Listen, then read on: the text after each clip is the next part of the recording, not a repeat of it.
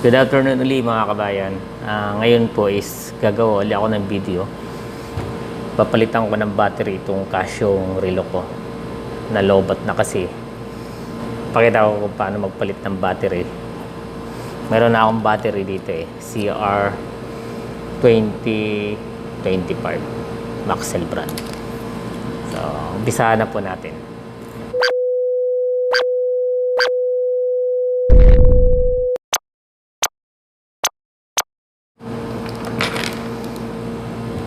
Bali, ang tools po niya na kailangan is precision na Phillips screw at saka anything na sharp para pang sungkit dun sa lock ng battery.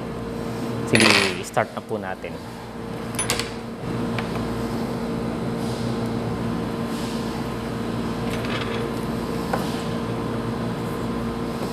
So, tanggalin lang po natin tong 4 na screw sa 2, 3, 4.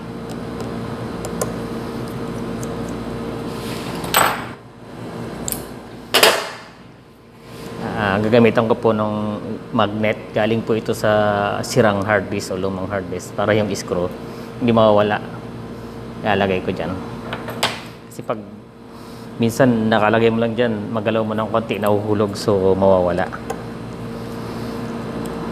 Tagalin lang po natin tong 4. Tanggal na po yung 4.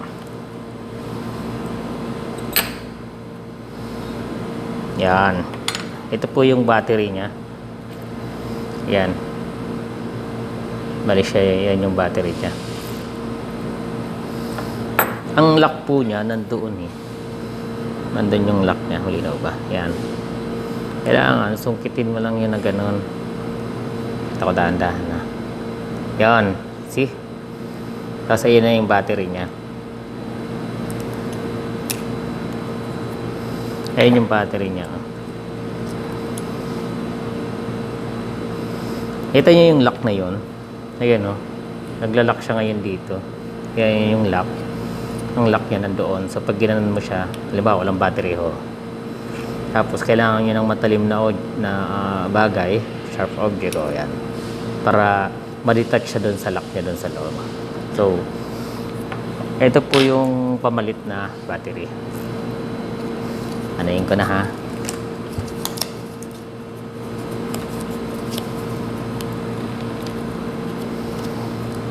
Yan. Maxell 20. Saan ba? Hindi na ba? Mamaya, ano ko na lang yung photo niya. So, ganun pa rin. Kung ano yung polarity nito, ganun din. So, balik lang uli dito. Tapos i-lock. Tulak lang na ganun, mag-lock na siya. Yan. Tignan nyo, nakalock niya. Pakita ko ulit Ang pag-unlock ito. Yan, ayan. Diba? Magla-lock lang siya Balik. Tapos press lang na ganun. Yan, okay na. Ganun lang Meron siyang kasi doon may maliit siyang lock Ayan. Bali dito siya nanggagaling yung lock. Ayan, dito. Ayaw mag-zoom. Okay, ulit na procedure Balik ko na uli. Lagay ng battery. Lock para mag-lock. Okay na. Balik ko lang tong insulation. Parang cover siya dito sa isolate siya dito sa cover.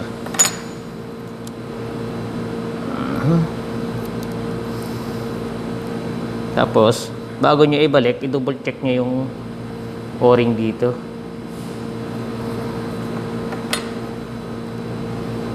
Kaya mayroon siyang gasket dito kasi yan yung ng waterproof. Siya yung nagsisil siya para hindi pasukin ng tubig. Yan pakita ko yan.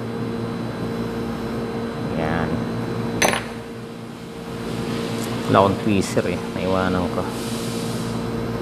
Yan siya bali. Kung wala yan, papasukin ng tubig tong relo nyo. Okay, balik lang uli, lapat. Pag okay na, kailangan nakalapat siyang maigi. So, pag okay na, balik na natin yung takip.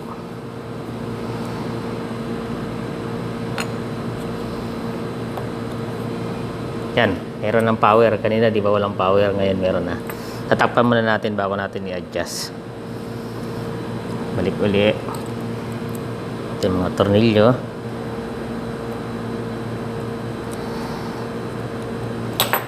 Isa.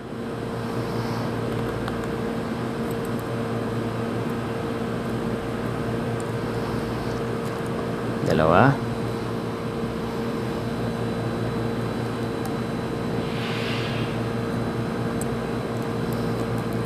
Tatlo.